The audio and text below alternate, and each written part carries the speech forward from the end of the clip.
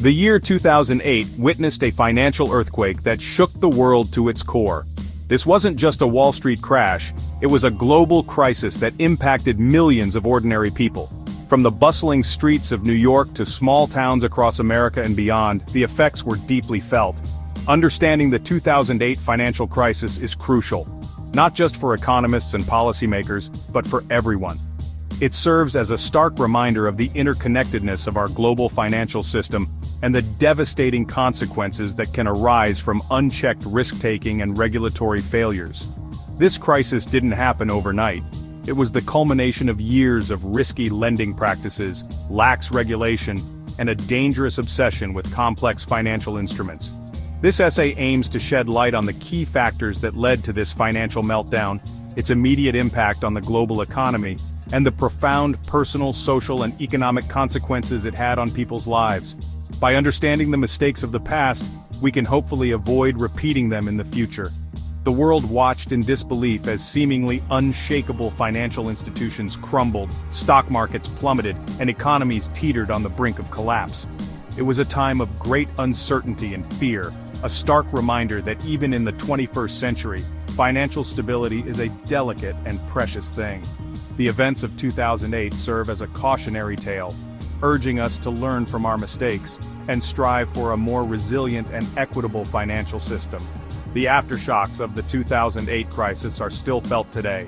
It is our responsibility to understand what happened and why, so that we can work towards a future where such devastating financial collapses are a relic of the past.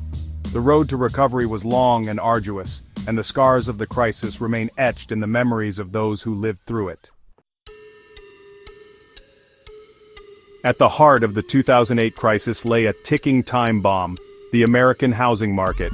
Fueled by low interest rates and a seemingly insatiable appetite for real estate, housing prices skyrocketed in the early 2000s. This rapid appreciation created a dangerous bubble, with home values becoming increasingly detached from economic fundamentals. People were buying houses they couldn't afford, enticed by the allure of easy credit and the belief that property prices would continue to rise indefinitely. This speculative frenzy was further fueled by the proliferation of subprime mortgages. Unlike traditional mortgages, which were typically given to borrowers with good credit and a proven ability to repay, subprime mortgages were offered to borrowers with poor credit histories, low credit scores, and often unverifiable income. These loans were considered high risk, but lenders were willing to overlook the risk because they could package these mortgages into complex financial instruments called mortgage-backed securities and sell them to investors seeking higher returns. As long as housing prices continued to rise, this system worked. Borrowers could refinance their mortgages or sell their homes for a profit, even if they couldn't afford the monthly payments. However, this house of cards was built on a foundation of shaky assumptions. When interest rates began to rise in 2004 and the supply of new homebuyers dwindled, the housing bubble began to deflate. Suddenly, millions of homeowners, particularly those with subprime mortgages, found themselves unable to refinance or sell their homes.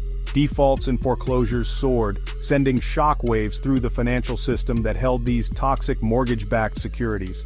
This marked the beginning of a chain reaction that would soon engulf the global economy.